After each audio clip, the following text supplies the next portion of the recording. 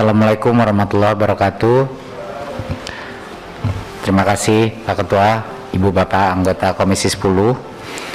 Izinkan saya melakukan paparan singkat. Selanjutnya kami akan mendengarkan tanggapan dari masing-masing fraksi dan harapannya kami bisa mendapatkan masukan-masukan yang sangat berharga. Diizinkan kalau ada paparan bisa ditayangkan. Kami sudah mendengar beberapa saran dan pandangan dari Komisi 10. Di antaranya terkait yang pertama yang kami dengarkan adalah pentingnya landasan ketentuan peraturan perundang-undangan di dalam program dan kegiatan. Ini merupakan satu poin yang sering kami dengar dari berbagai anggota fraksi mengenai pentingnya mengukuhkan berbagai macam program ini dalam regulasi dan peraturan turunannya. Jadi ini kami menjadi masukan yang sangat penting buat kami dan kami terima. Turunan kebijakan Merdeka Belajar seperti guru penggerak, sekolah penggerak, SMK pusat keunggulan, ya, revitalisasi SMK, KIP dan KIP kuliah, dan juga pengadaan peralatan TIK dan APE, event kebudayaan dan lain-lain. Jadinya pengukuhan program ini dalam bentuk regulasi ini sepertinya menjadi satu poin yang sangat penting untuk Komisi 10 dan itu kami menjadi masukan bagi kami. Juga poin yang kami dapatkan salah satu pandangan mengenai sinergi dari kegiatan untuk menjawab kebutuhan vokasi di DUDI dan pemenuhan APK. Jadi ini satu poin yang kami dengar di dalam rapat-rapat konsinyering. Satu adalah memastikan bahwa kebutuhan vokasi di dunia industri itu benar-benar terpenuhi sehingga ada fokus yang cukup dalam pelaksanaan itu. Tentunya hari ini aja kita baru meluncurkan Kampus Merdeka Festival.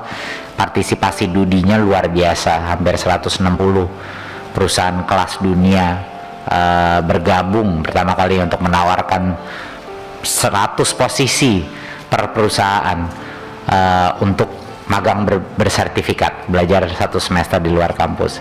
Saya dengar mungkin juga ada kabar baik bahwa DPR pun akan meluncurkan program Kampus Merdeka. Jadi luar biasa. Terima kasih Bu Agustin juga untuk menjadi salah satu pelopor dalam program ini, Komisi 10 yang bergerak untuk mengadakan program Kampus Merdeka magang bersertifikat, ya Bu, ya, magang bersertifikat untuk DPR. Luar biasa, semoga sukses. Jadinya bukan hanya DUDI saja tapi juga partisipasi pemerintah. Semangat di program Kampus Merdeka ini luar biasa. Kami belum pernah melihat jumlah perusahaan seperti itu yang menawarkan 100 posisi.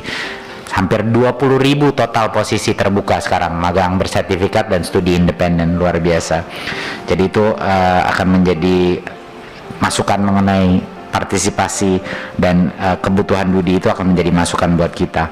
Dan tentunya pemenuhan APK terutama di tingkat SMA, ya, yang mungkin masih harus kita, ya, kalau tentunya didukung dengan anggaran, bagaimana kita bisa menutup lubang-lubang akses di tingkat SMA, SMK yang belum terjadi. Juga kami mendengar dari anggota Komisi 10 mengenai proses evaluasi daripada dana transfer daerah termasuk DAK fisik dari sisi ketercapaian 20% dana pendidikan. Ini isu yang kami sudah bahas dengan Komisi 10 beberapa kali dan sangat selaras, ya, isu yang kita hadapi bersama ini, bahwa kita semua sepakat bahwa anggaran baik dari sisi DAK fisik maupun transfer daerah lainnya itu harus benar-benar mengacu kepada program strategis dan prioritas yang datang dari kementerian atas juga kerjasama dengan Komisi 10. Dan isu-isu mengenai definisi apa yang digunakan untuk pendidikan itu saya rasa kami juga sepakat dengan Komisi 10 bahwa itu definisi dan kriteria tersebut harus diperketat untuk memastikan bahwa anggaran pendidikan benar-benar digunakan untuk pendidikan dan bahwa partisipasi daerah itu benar-benar sesuai dengan undang-undang, ya. Jadi itu sangat poin-poin yang sangat penting. Untuk yang berikutnya adalah isu dan memastikan, kami didorong oleh Komisi 10 untuk memastikan bahwa tidak ada terjadinya diskriminasi di antara negeri dan swasta, di antara satuan pendidikan maupun universitas negeri dan swasta. Dan ini merupakan tantangan yang kami terima di Kemendikbud untuk bagaimana terus memastikan bahwa seperti yang saya bilang di awal jabatan saya bukan Menteri Pendidikan Sekolah Negeri atau PTN, saya Menteri Pendidikan dan Kebudayaan untuk semua. Jadi itu merupakan hal yang sangat serius kami tanggapi. Yang berikutnya adalah bagaimana kita meningkatkan kualitas LPTK dan perguruan tinggi penyelenggara prodi keguruan dan ilmu pendidikan. Ini memang sudah menjadi salah satu program prioritas kita. Tentunya dari Dirjen GTK akan memastikan bahwa kapasitas untuk kebutuhan guru baru kita itu bisa tercapai, dan dalam waktu dekat pasti kita akan menyediakan target-target kita dan bagaimana kita bisa mengekspansi kapasitas dan kualitas daripada program guru-guru baru kita, ya.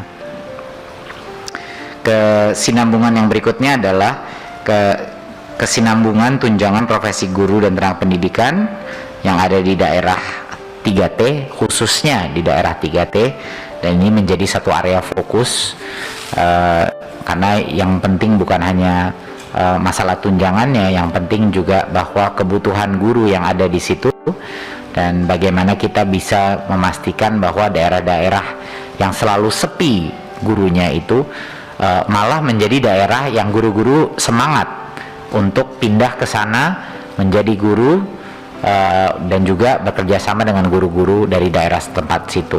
Nah, ini adalah membutuhkan berbagai macam program transformasi insentif bukan hanya insentif finansial, tapi misalnya insentif karir yang akan sangat membantu realokasi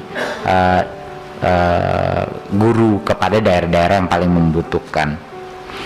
Yang berikutnya adalah platform pendidikan, sinergi dalam semua penggunaan platform pendidikan. Itu memang suatu prioritas kunci kita. Produk-produk digital kita akan mulai meluncur tahun ini untuk bisa digunakan beberapa sekolah, dan tentunya dalam tahun-tahun ke depan ini kita akan mengekspansi fitur-fiturnya. Dan sinergi program Desa Pemajuan Kebudayaan dengan program Desa Wisata yang ada di Kementerian Parekraf, biar saling mendukung, tidak ada tumpang tindih, tapi malah saling sinergi, saling mensinergikan program tersebut untuk meningkatkan baik pariwisata dan kebudayaan. Karena tidak mungkin ada kesinambungan dalam kebudayaan kalau tidak ada dampak nyata ekonomi kepada masyarakat lokalnya, dan satu-satunya cara itu bisa terjadi adalah melalui pariwisata, Bapak Ibu, baik domestik maupun internasional. Jadi kami mendengar saran dan pandangan dan catatan Komisi 10, kami sangat mengapresiasi. Mungkin halaman berikutnya, kami sangat mengapresiasi semua hasil kerja keras Komisi 10 untuk tanggapannya dan dukungannya, dan kami mengapresiasi komitmen Komisi 10 untuk terus mendorong pesan-pesan dan melakukan sosialisasi dan juga dorongan terkait alokasi 20% anggaran fungsi pendidikan untuk berbagai macam fungsi pendidikan dan hanya untuk pendidikan. Apalagi kita mengalami learning loss yang harus kita bersama mengejar ketertinggalan tersebut. Jadi logikanya adalah kalau kita tertinggal, malah seharusnya baik dari sisi anggaran dan sumber daya harusnya dipercepat dan diperbesar. Itu merupakan suatu hal yang kami sangat mengapresiasi dukungan Komisi 10 untuk memastikan fungsi anggaran pendidikan, dan juga untuk yang kedua yaitu komitmen untuk mendorong usulan tambahan anggaran Kemendikbudristek tahun 2022, karena tanpa itu terus terang hampir banyak sekali program kita yang nggak akan berjalan tahun depan. Tentunya kalau misalnya dalam senario terburuk di mana tidak mendapatkan tambahan anggaran tersebut, tentunya Komisi 10 juga sangat mengerti bahwa kita pasti harus melakukan realokasi yang cukup masif secara internal untuk memastikan program-program prioritas kita tidak terkorbankan gitu. Selanjutnya kami akan berkoordinasi dengan Kemenq dan Bappenas untuk mendapatkan ruang fiskal yang memadai, ya itu adalah komitmen kita. Bapak Ibu, selama ini kita telah berjuang untuk berbagai macam program-program baru dan kenyataannya berhasil. Mohon doa restu dari Bapak Ibu Komisi 10 untuk kita berhasil berjuang dalam peningkatan anggaran ini biar tidak kekurangan. Untuk slide terakhir mungkin cuma sekedar memaparkan sekali lagi seperti raker sebelumnya bahwa kita punya total defisit sekitar 20 triliun, lebih dari 20 triliun, di mana 2,9 triliun itu di dalam program PAUD dan wajib belajar 12 tahun, 752 miliar di program pemajuan dan pelestarian bahasa dan kebudayaan. Kita ada defisit 5,5 triliun di program kualitas pengajaran dan pembelajaran, dan defisit sekitar 5,7 triliun untuk program pendidikan tinggi. Defisit sekitar 2,3 triliun untuk program pendidikan dan pelatihan vokasi, dan 1,9 triliun untuk program dukungan manajemen, dan sekitar 887 M untuk program riset inovasi dan iptek.